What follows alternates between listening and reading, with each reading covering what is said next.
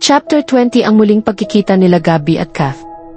Kinabukasan sa bahay nila Gabby habang nag-almusal sila Gabby at Angela, ay bigla tumunog ang cellphone ni Gabby, tapos kinuha ni Gabby yung cellphone niya at nakita niya kung sino nag-text sa kanya, tapos binasa niya ito.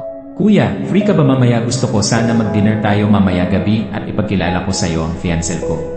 Nang binasa yon ni Gabby yung text ni Max ay agad kinausap niya si Angela. Babe, nag-text sa akin si Max at nag-ayaya mag-dinner mamaya gabi at ipapagkilala sa akin ang fiancé niya, isasama kita. O sige babe. Pero sino magbabantay kay Baby Gaeb? Bukas pa babalik yun maid natin, tatawag na lang tayo ng babysitter. Wag na, isasama rin natin si Baby Gaeb at gusto ko makilala ni Baby Gaeb ang Uncle Max niya. Okay Baeb, maghahanap na ako sa closet natin yung susuotin ko para mamaya. Lumipas ilang oras sa bahay ni Max, nakakauwi lang ni Kat sa bahay. Nang galing sa hospital, pagpasok ni Kat sa bahay, ay nakita niya inaayos ng maids ang lamesa nila. Nagtataka si Kat kung ano meron, bakit lilinis ng maid ang bahay. Tapos nakita ni Kat si Max pababa sa hagdanan. Hon! Ano meron, bakit inihanda nila yun malaki lamesa? May bisita tayo mamaya gabi. Sino? Basta. So mag-ready ka mamaya dahil papakilala kita bilang wife-to-be ko. Lumipas ng isang oras ay dumating na sila Gabby at Angela sa bahay ni Max, tapos pag doorbell ni Gabby sa pinto ay agad binuksan ni Max yung pinto. Hey kuya. Buti nakapunta kayo. Hindi naman ako busy sa restaurant so pumunta kami.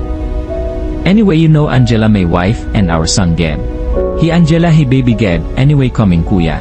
Pumasok na sila Gabby sa loob ng bahay ni Max at pagpasok nila ay agad itanong ni Gabby kung nasaan ang mapapangasawa ni Max. So, nasaan na yun wife mo? Tapos bumaba si Kat sa hagdanan at habang nababa si Kat sa hagdanan ay nakita niya kung sino ang bisita at nagulat siya nang makita niya sila Gabby. Di alam ni Kat kung ano ang nararamdaman niya sa oras yon, tapos aakyat sana ulit si Kat, kaso bigla siya tinuro ni Max. She's here, kuya. Sabay turo kay Kat, agad lumingon sila Gabby at Angela sa hagdanan at nagulat sila, lalo si Gabby nang makita niya muli si Kat at pareho sila ni Kat. Di rin alam ni Gabby kung ano ang nararamdaman niya sa oras yon, tapos bumababa na sa hagdanan si Kat at lumapit siya kay Max. Kuya Gabby, si Kath ang wife-to-be ko. Natulala na lang si Gabby sa sobra gulat niya. Lumipas ng 5 minuto habang kumakain sila ay parang awkward pakiramdam ni Kat. Sa oras yon, parang nawalan siya ng gana, lalo na nakikita niya inasikaso ni Gabby si Angela at anak nila. So, Max, kailan pa kayo nagkabalikan ni Kat? Actually last year lang nagligaw ako ulit sa kanya noon dumating ako dito sa States. Ah, ganun ba? So, kailan yun wedding nyo? Maybe this year o next year and gusto ko na doon kayo sa kasal namin ni Kath. Excuse me, mag-CCR lang ako. O sige babe.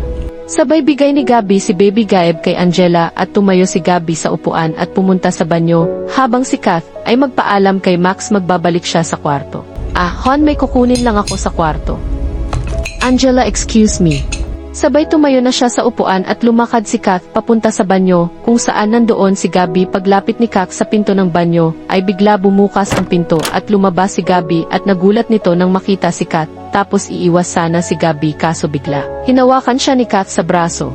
Gabby, can we talk? For what? Gusto ko sana humingi ng sorry sa'yo. Yun ba, Kath?